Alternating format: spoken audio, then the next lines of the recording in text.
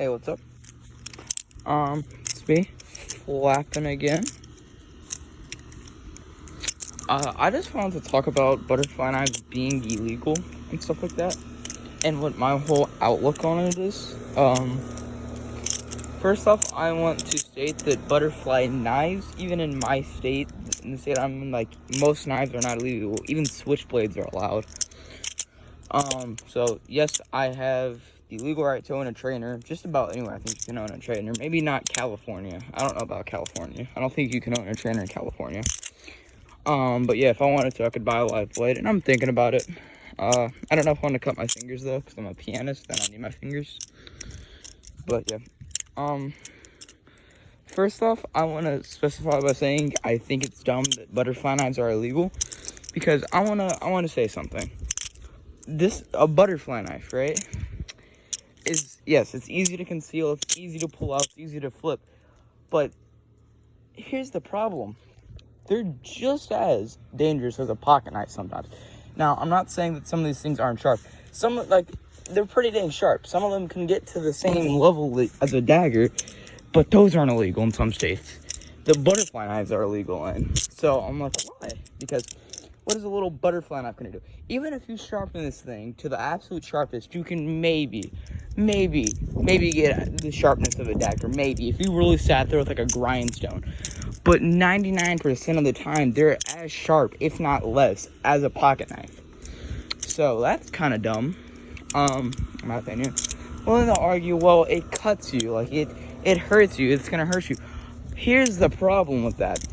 I actually do agree with the fact that this hurts you under the circumstances where it causes the user pain, but the most it can do, even if you did have one of those crazy sharp knives, is it might cut down to the bone. There's no way it's going through the bone. I've never even heard of it cutting down that far, but there probably is a case of it cutting down to the bone. You're not going to lose a finger unless you treat it wrong. Like, obviously, if you cut yourself, bandage it up, clean it out, and maybe if it's severe, go to the hospital, even if it's really that bad. But the most it's gonna do is freaking cut the crap out of your fingers, and then even if you were to drop it, it could cut your foot, maybe. So, but there's that. And then I want to specify something. I'm not like pro go buy a sharp one immediately. Do not buy, if you're new to flipping and you're just getting into it, do not buy a sharp one. Definitely do not. You will cut your fingers up. You will absolutely destroy them. Buy a trainer. But with that being said, I do not think they should be illegal. But that also kind of goes into the logistics of flipping in public. I'm also going to cover it in this video. And that is flipping public, man. Do it and don't. It's kind of weird. Alright, yes and no. You should and you shouldn't. Yes, because it's fun to. But no, do not go around people who do not understand what you're doing or could scare them. Don't go around like flipping crowded areas. I flip in public. I flip at parks and stuff. But I flip away from people, or I flip when there's no one there.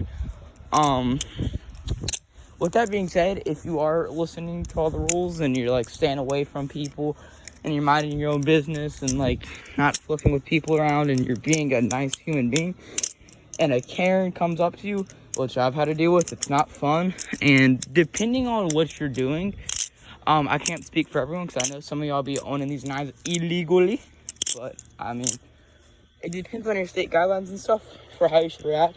If you have a sharp knife and it is illegal in your state, get the heck out of there. Like, the second you see her approaching you, at that point, what you're asking to go to jail. If you flip like a live blade in public and it's illegal in your state, you're just asking to go to jail. So it's GG's if you do that. But I'm just gonna assume that y'all are all flipping trainers, because trainers in public are just better. I know Will Hirsch, not Will Smith, what the heck, wrong person, completely, two different people, my bad. Yeah, Will Hirsch, he flips in public live blades, but like, he flips where there's no one, like, absolutely no one, apparently, and, and when he does flip by people, people understand what's going on. people that flip. But yeah, do not like go to a park with a live blade. I wouldn't recommend doing that, especially if it's illegal in your state. I mean, I guess you can do whatever you want. It's just kind of harder to talk your way out of it if you get caught with a live blade in public. Even if it is legal, it's still just kind of more of a pain than having a trainer. And the reason being, if you have a trainer, they don't have any foot ground at all. Because, you know, they'll bring up the argument, well, what you're doing is dangerous and it's not good, da-da-da-da, and then you go off about that. But if flipping a trainer, just grab the blade and say, oh, this is so dangerous, it's a trainer. And then if we flip the legal aspects, like I said, depending on where you're at, just say, well, in this state, they're legal. Or if you're flipping a trainer, like I would suggest doing, just be like, trainers are illegal literally everywhere. Not everywhere. I think in, like, California, they're illegal. Maybe. I'm not sure. But, yeah. That's my whole opinion on flipping in public. If you plan on it, I would suggest doing trainers, like the BB Firefly. I mean, I'm not saying you can't flip with live blades. I'm just saying it's easier to get yourself out of trouble or like a sticky situation if you have a trainer, because you can just say, well, look, it's a trainer, it can't cut. And then most trainers are mostly illegal. I mean, legal everywhere, mostly. For the most part, they're legal. But yeah, that's my whole opinion on that. But yeah, I'm out. Bye. Peace.